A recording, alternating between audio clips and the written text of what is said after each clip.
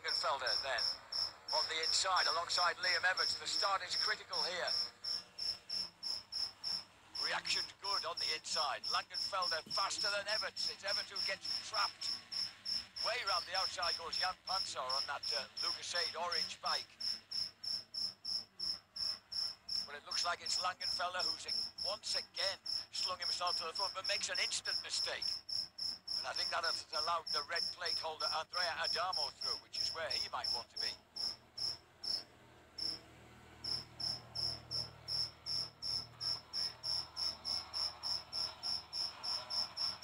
So this is... and in fact, it's Isaac Gifting, I beg his pardon. It's Gifting who's launched himself to the front, the Swede. On the gas ahead of Jago here. It's Langenfelder in third, ahead of Adamo. Van der Moostek. Poor start in sixth place for Liam Everts, ahead of Braceras, Holmo and Emil Beckman, with Lucas Koenen right down in 10th place. A lot of work to do. As Jago Hertz tries to cut inside Isaac Gifting, that's not going to work. Takes the outside line. Gifting looking impressive. Liam Everts has already forced. Oh, Gifting just risking the crown jewels there as he landed. Simon Langenfelder trying to get on terms with the bright, luminous, hazard warning yellow-green there, the outfit that belongs to Jago Hertz, the early championship leader. 6 Grand Prix wins to his credit already this year, but unfortunately injury has since intervened.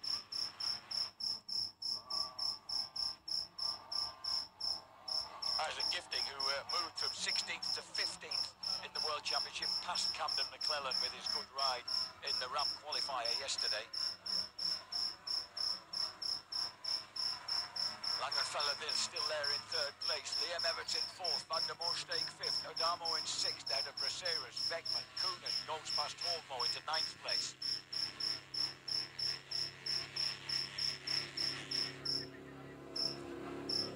Isaac Gifting, who was riding really well at his home GP in Uddevalla until he unfortunately washed out the front end just when he was really making good progress.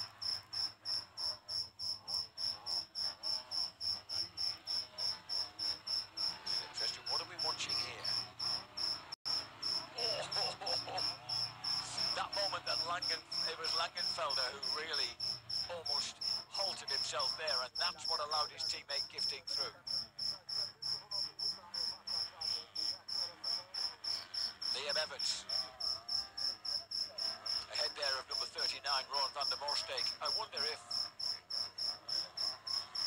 Liam Everts knows that he's got to make progress. He's got to put as much space between himself and Andrea Adamo as he possibly can. Adamo down in sixth, ahead of Braceras. Beckman still having a good ride. The Finn, who's been selected yet again for the Finnish Motocross of Nations squad. Elzinger struggling down in 11th, McLennan 12th, Oriel Oliver in 13th place, ahead of Sasha Koenen, who's nursing a knee injury, and Jan Panzer, who's in 15th place, and that's it. That's the total number of MX2 frontliners who are out on track.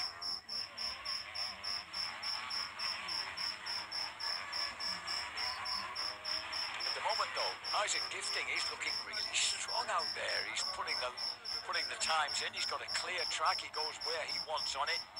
Andrea Adamo's trying to get the better of Rowan van der Moostek because he wants to stay well in contact with his nearest rival in the World Championship, who's number 72, Liam Everts.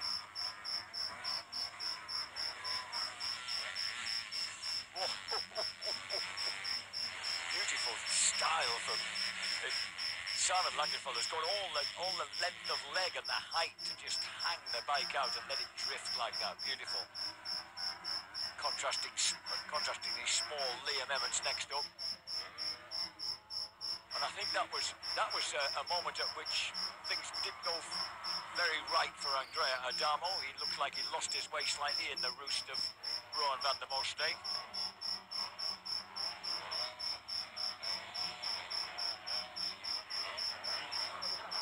And there he was trying to take the long way round, but got himself a bit out of shape. In fact, lost drive completely at that point and lost contact with the Dutchman.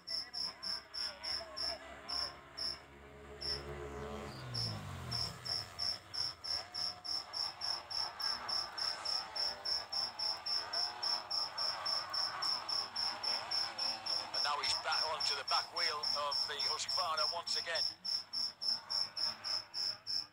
Fastest man on track, Isaac Gifting, number 517 at 1:57.6. 59.1 of Jago Hirsch, the 1 and the 2 minutes dead of Simon Langenfelder. So at the moment, Gifting looking really strong. Van der Moostek's looking good, isn't he? Having come back from injury, giving himself plenty of time to recover. Struggling though to hold off the World Championship leader. Favouring those long banked outside lines.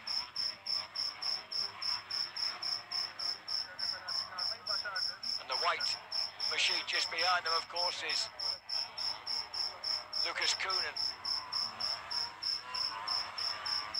He needs to get himself back on level terms if possible. He's moved himself through to 5th place in the championship now, the 16-year-old Belgian.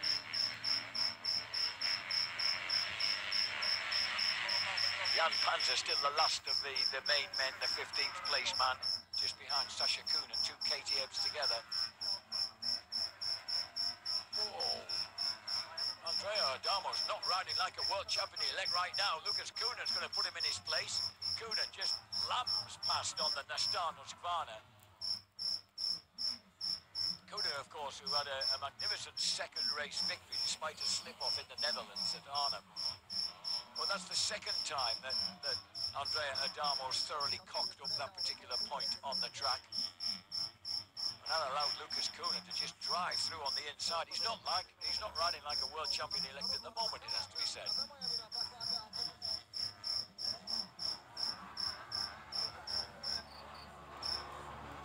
And Isaac Gifting with that clean track ahead of him, 1:57.4. Interesting to compare it with Alfredo Hossein Amadi Fini on his Honda, who's just lapped in 2 minutes 26. That's almost 30 seconds slower. Well, does this man belong on a World Championship motocross track? There has to be some doubt on that, I think.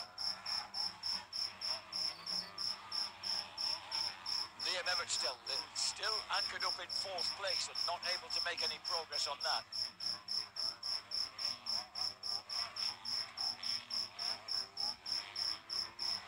Andrea Adamo, though, has dropped right down fielder. Adamo's back to 14th.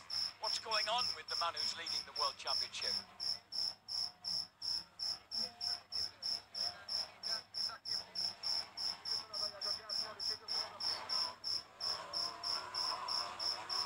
Finland's Emil Vekman, number 125 on the SR Motor Blues Honda.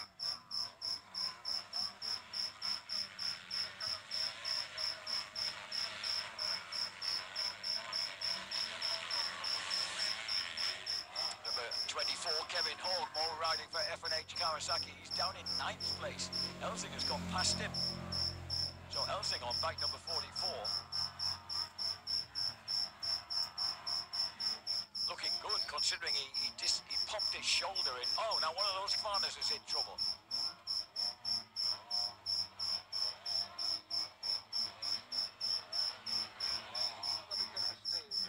Hogmo behind, there's Elzinger in bright yellow. There is Kevin Hogmo just behind him. Just ahead of them is Hogmo's teammate, David Braceras, having a better ride in the dry.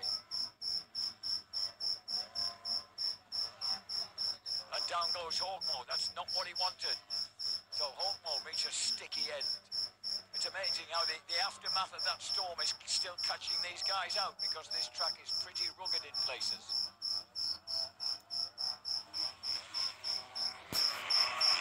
Braceras still the leading F&H Kawasaki, although remounting very quickly, Hogmo. And look at that, Alfredo Hossein Amadi Fini is already being lapped. What an extraordinary situation. There's number 80, Adamo, in 13th place. He wants to be thankful that there's only a small field out there. This is what happened to Adamo. Oh,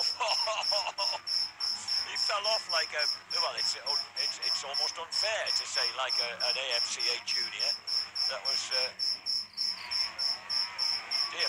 was like, and that was a pretty poor one as well from Kevin Holdmo. The track obviously fairly treacherous out there, and this rugged kind of stuff is definitely suiting Isaac Gifting. There's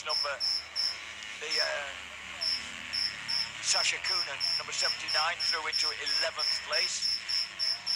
When I say through into 11th place, there's, you know, when you consider there's only 15 people realistically out on track, that's it's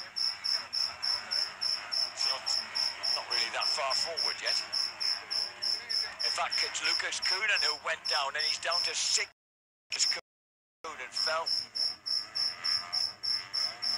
And he's put himself down even behind Federico Tuani, an Italian. And there is Coonan restarting now because, of course, with the field being so small, even after a fall like that, he could still make things happen. Meanwhile, Yates versus Langenfelder for second place, still rages.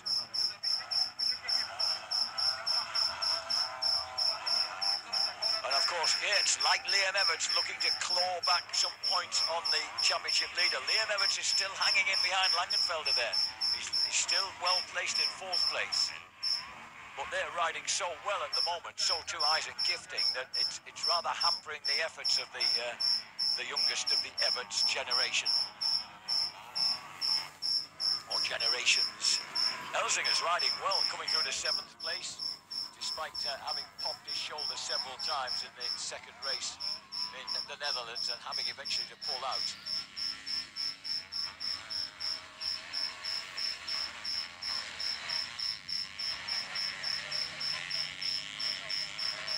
Things have really settled down into a pace at the moment. We're just under 18 minutes plus 2 laps ahead of them. We're on lap 6. Looks like it's going to make we've seen mistakes, and it looks like it's going to take a mistake from one of this leading quartet to really shuffle the finishing positions and all. They lead at the moment 2.4 seconds. There's Rick Elzinger gradually closing in on David Braceras and the F&H Kawasaki.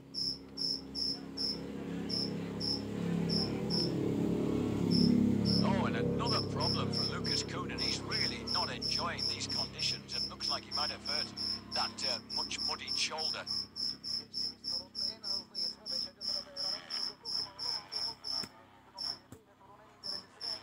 These two guys are riding well, though. Rick Elzinger, the second man in picture there. He and Glenn Koldenhoff train with Freddie Van Grunen, a former professional racer himself, and they tend to concentrate on kind of a fairly novel method of getting themselves fit, using stretching and balance, and not the sort of heavy work in the gym that has traditionally been the forte of many of the motocross Grand Prix heavyweights. Certainly intriguing to watch them at work in the gym. Langenfelder is putting everything into this. Last lap time, 1:58.7 for Gifting. Oh, and Coonan's pulling out. Let's hope he hasn't really damaged himself. Because, of course, he's not only got a second race to go, he's got the Motocross of Nations coming up as well, which is going to matter a lot to him. Last lap time, 1:59.1 for Gifting, 1:59.1 for Yates, 1:58.5 for Langenfelder, 1:58.3 for Liam Evans. So, second, third, and fourth just gradually compressing.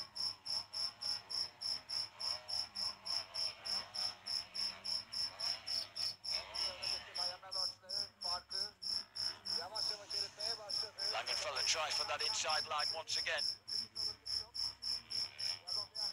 Gifting continues on it. We're not seeing anything of the Swede, but really he's putting in a pretty marvellous performance. Best lap so far in lap 2 was Simon Langenfelder with a 1:56.8.